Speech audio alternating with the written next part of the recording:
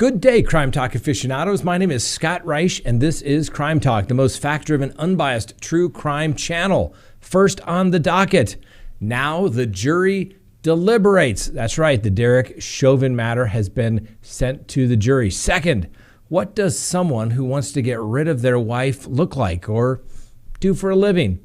Maybe not what you would expect. Third, a man asked to buy a 3-year-old child after he tries to abduct the child. And finally, our dumb criminal contestant of the day. Let's talk about it.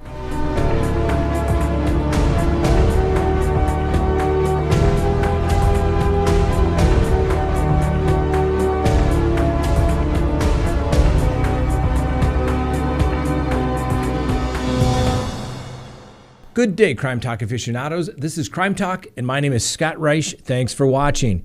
If you haven't done so already, please hit that subscribe button as well as that little bell so that you receive notifications of when we go live or put up new content. Now, for those of you who are maybe new to the channel, tomorrow, Tuesday night, 6 p.m. Mountain Time, we go live, and then we will roll straight into our Crime Talk Patreon talk where you can actually call in as well. I think we're going to have a lot to talk about. All right. For those of you who have been waiting, yes, I'm back. Thanks for being patient. Thanks for all the nice words. But I was in trial. And when I'm in trial, I go all in focused. I have to focus on the court. And I must say, that's right, not guilty to all counts. Complete walk on a case where the client was looking at spending the rest of his life in prison. Now, it is fun to win. It's even a little more fun when the DAs were kind of younger and couldn't believe why this case was going to trial. And it's even better when the jury deliberates and finds your client not guilty in less than 3 hours. And suddenly those DAs who are discussing during the break that, they haven't lost a trial in 2 years in their unit, well, until now. So that's where I was. Good result for the client. We like happy clients. We like holding the prosecution to their burden of proof of beyond a reasonable doubt, and they failed. I'd been telling them for months, well, year actually, this case shouldn't be going to trial. Do you really think this is a good case? They thought it was. Thank God the jury agreed with me. All right. First on the docket, the trial is finally over. The evidence has been presented. The jurors have been given the legal instructions in this case, and now they are sequestered and the jury begins their deliberations. Now, the prosecution's first closing statement of the day, frankly, lacked a whole lot of passion or enthusiasm. And I've said this before, the prosecution's first closing is usually pretty boring. Now, very competent attorneys, good attorneys. Did they do anything wrong or bad? No. But it just kind of lacked a whole lot of passion. There wasn't any there. It went on for, I think, an hour and 15 minutes, and these are the elements. This is what we must prove. Look, we have brought you evidence. Believe our evidence. Find him guilty. That's kind of the way it is. The defense then got up to do their closing. Mr. Nelson, the defense attorney for Derek Chauvin. I've said this all along. I think he's done a very good job. You understood his theory, his defense, and he pulled it through. I think he went a little too long. I kind of blame the judge for that. Apparently no time limits were really given. And I think had the judge said, I'm going to give you an hour and a half, get it all done, he would have got it done perhaps a little more succinctly. However, the defense made their argument. They made their points. Why do you say, Scott, that he made his points? Because the prosecution got up and, as some of you, if you stayed for the entire proceedings, once the jury got their charge to go back and deliberate, there was a hearing held afterwards. And a motion was basically made for a mistrial regarding statements that were made by the prosecutor in not only their first, but particularly their second closing. It amounted to prosecutorial misconduct. The prosecutor cannot use the words, the defendant is shading the truth. cannot say that they are spinning stories, coming up with stories, because that implies that they're lying. Prosecutors cannot do that. The judge sustained all but one because it was the context of it in the first closing wasn't probably improper. But in the second closing, when the counsel got up and repeatedly said stories, and then said, well, I'm just trying to say stories are, spinning of the truth, shading of the truth, completely improper. And guess what? Why would a prosecutor do that if you think your case is so great? Don't do anything that's going to push it. Why did they do that? Because apparently, I'm going to guess, the people in the room can see the jurors, and they must be taking notes, writing down what Eric Nelson is saying. And for the prosecutor to get up and push it to the point where you could cause a mistrial, not only now, but have the case reversed on appeal for that, you must be worried, okay? The judge read the instructions and the law to all of the jurors out loud. We were all able to watch it here on the live feed as well. And the reality of it is the prosecution has some hurdles to get over. Do I think that the hurdles will be so large that the prosecution cannot overcome them? I don't think so. But the question is, the defense only has to raise reasonable doubt, because the prosecution basically has to prove that Derek Chauvin, by his actions, was the substantial. And substantial means basically pretty much everything, the cause. And what is the prosecution's theory? That George Floyd died of asphyxia. We brought in the pulmonologist. We brought in everybody. But their own doctor who did the autopsy, the one who did their autopsy, said this wasn't a strangulation case. The defense highlighted that in their closing. And he said, listen, if you don't think that a man who has fentanyl of 11 nanograms, that has methamphetamines and blocked arteries of, I think, 75%, somehow couldn't have a really bad day, guess what? You're ignoring common sense. And what the defense had to say was that former Officer Chauvin acted as a reasonable police officer would, and he pulled from all of the prosecution's own witnesses, agreed that what Derek Chauvin did was in fact reasonable, and said this wasn't a chokehold, that he was following his training. He was authorized to use this level of force. Reasonable, because that's the standard in these type of cases, what a reasonable officer would have done. He walked the jurors through it. This is the case where if the jury wants to find Derek Chauvin guilty of something, they can hang their hat on some of the evidence that's been presented. If they want to say, I have doubts, there is plenty of evidence for the jurors to say that they have doubts. So now we all wait and see. Certainly, once we have word that a verdict has been reached, we will try to bring the verdict live and see what the result is. It's going to be very, very interesting. Now, that little hearing that was right after the jury got their charge to go deliberate, the judge had to deal with another issue, and that was the Congresswoman Maxine Waters, who just happened to show up in town. Of course, that's not her district she represents. I think she represents a district near L.A., and basically what she said was that if there's anything less than a murder conviction, that people need to be more confrontational with the police. Now, the judge made a comment. He, first of all, denied the motion for mistrial, but he did say to Mr. Nelson, Maxine Waters, Congressman Waters, may give you what you need for a new trial if there is a conviction, okay? Now, Maxine Waters, I'd like to refer to her as I can't believe Waters, right? Because I can't believe she said it. Everything she says, I think, is just sometimes unbelievable. I can't believe she said it. And then I can't believe that people continue to vote for Maxine Waters. Anyway, we'll see if there's a conviction and if it gets reversed because of what she said. Now, hopefully we can have this little snippet for you where the judge says, I wish public officials would stop commenting on this case, that they should respect the co-equal branch of government and the constitutional authority that they have, because, they all took an oath to support and defend the Constitution. So let the judiciary do their job. Clearly, Judge Cahill has little tolerance for politicians and perhaps particularly Maxine Waters. I'm aware of the media reports.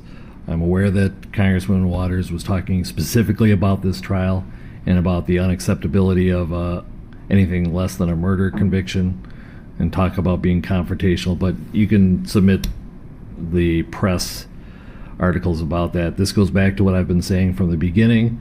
I wish elected officials would stop talking about this case, especially in a manner that is disrespectful to the rule of law and to the judicial branch and our function. I think if they want to give their opinions, they should do so in a respectful and in a manner that is consistent with their oath to the Constitution, to respect a co-equal branch of government. Their failure to do so, I think, is abhorrent, but I don't think it has prejudiced us with additional material that would prejudice this jury. They have been told not to watch the news. I trust they are following those instructions, and that there is not in any way a prejudice to the defendant beyond the articles that we're talking specifically about the facts of this case. A congresswoman's opinion really doesn't matter a whole lot. We'll wait and see. I think it's going to be an interesting story. A lot of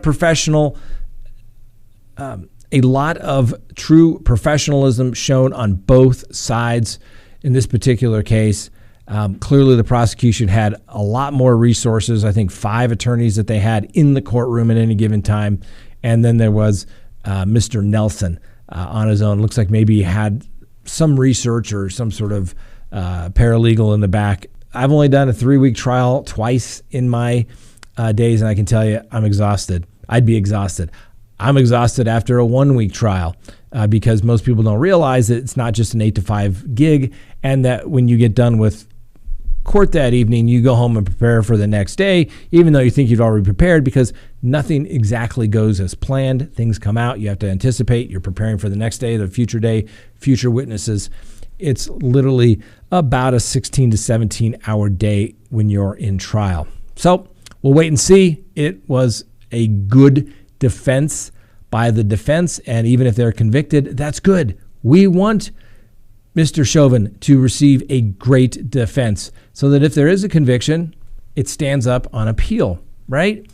We'll see how that turns out, and hopefully the city won't burn. Whatever happens, respect the verdict. Next on the docket, what does someone look like who wants to get rid of their wife, and maybe what do they do for a living? Well, listen to this story. A Washington doctor is now behind bars after police say he reached out to a hitman on the dark web.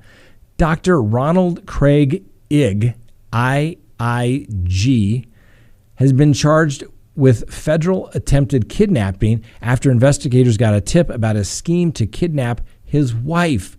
According to authorities, the request was made on the dark web, which has been connected to illegal activities carried out under a collection of secret internet sites. The woman who received the tip told investigators that the doctor wanted someone to kidnap his wife while he was away in Mexico. The doctor also is allegedly wanted to have his wife injected with heroin for a week. He requested a rush job, wanted it done next week, and he needed the target kidnapped for 5 to 7 days. Now, while being held, she is to be given at least 2 daily doses of heroin, and she is also strongly persuaded to do things within the next 2 weeks. The doctor also requested that the wife would receive messages later telling her that her family and children would be in danger if she didn't follow the rules. Now, not surprisingly, the doctor and a girlfriend he traveled with returned from Mexico. Federal investigators questioned him. Originally, the doctor denied the allegations. However, investigators found evidence in the doctor's home that reportedly connected him to the crime with the intent of having his wife drop court proceedings against him. Not surprising, there was another woman involved. Here's a picture of the good doctor. I guess you never know who may want to take you out, but it's usually somebody you know. Let's take a quick recess. Please go to CrimeTalkSearch.com, sign up for a background subscription service. You'll be happy you did. If there's anyone out there you were ever curious about what was in their background, now is the time to do it. If you're going to get involved with somebody, now is the time to do it. When you go to CrimeTalkSearch.com, you put in the name, literally millions of public records are searched, and a report is generated. And it's going to give you a report. If they have multiple social media accounts, you're going to find it. If they have multiple phone numbers, multiple email addresses, it's going to be found. And more importantly, you're going to get information regarding criminal history. Hopefully the person you're searching has none whatsoever. But if it's there, it's going to be found. You're going to get everything you'd want to know, whether you're going into business or whether you're going into a personal relationship. You're going to be able to find out the information you want to know. So go to CrimeTalkSearch.com, sign up today. You'll be happy you did. All right, we're back from the quick recess. Let's get to the docket. But before we go there, I'm telling you, go to CrimeTalkSearch.com. There's always something that you are going to find out that you did not already know when you do that background check. Next on the docket, a 73-year-old Kentucky man was arrested for allegedly offering money to buy a 3-year-old boy after allegedly trying to abduct the child last week. Corbin police officers responded to a call at a residence on April 7th at about 4 p.m. A woman called and told the police that a man had approached her 3-year-old grandson. She said the man tried to help the boy climb over the fence in the yard. The suspect allegedly walked over to where the 3-year-old boy was playing and began attempting to assist him to the other side of the fence. The woman yelled at the man to let the child go, and the boy ran to safety. The suspect then walked into the family's yard, according to the arrest affidavit, and said, quote, "I'll give you $1,000 for this little boy." Needless to say, the grandmother was not willing to sell the child and contacted the police. The grandmother's boyfriend reportedly yelled at the suspect, later identified as Ronnie Lou Helton, to leave. Helton went back to his vehicle and left. The police contacted him, and he was charged with attempted kidnapping of a minor and promoting human trafficking of a victim under the age of 18. He also has previous convictions for solicitation of prostitution. Now, obviously, we'll give Mr. Helton the presumption of innocence, but really, now, unless there is some sort of mental health issue here, a 73-year-old can still be a pedophile. Be careful out there, ladies and gentlemen. It is a dangerous world. Next on the docket, our dumb criminal contestant of the day.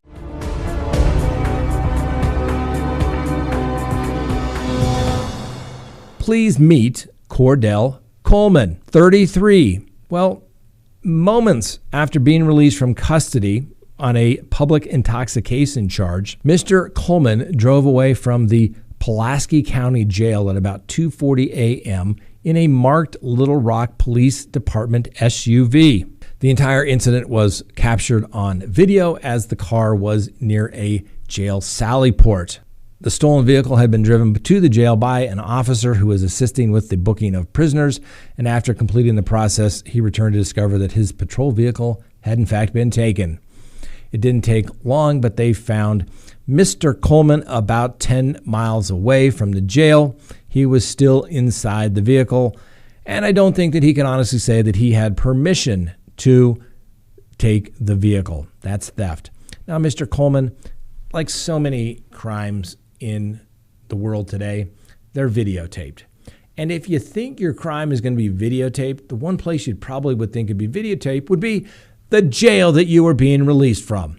All right, Mr. Coleman, you are our dumb criminal contestant of the day. Congratulations. If you are our overall dumb criminal contestant winner for the week, you will receive a Crime Talk mug. We will mail it to you. We'll send it to you there at the jail. Congratulations. You will always be a winner to us, Mr. Coleman, even if you don't win. All right. Thanks for watching. Have a wonderful day. We'll keep you updated on the Chauvin trial verdict. And don't forget to join us tomorrow for our live 6 p.m. Mountain Time. Hope you all join in. And if you haven't become a Patreon, please do so. And you can call in and we'll have a conversation. And we may go a little long depending on if there's enough to talk about. Thanks for watching. Have a great day.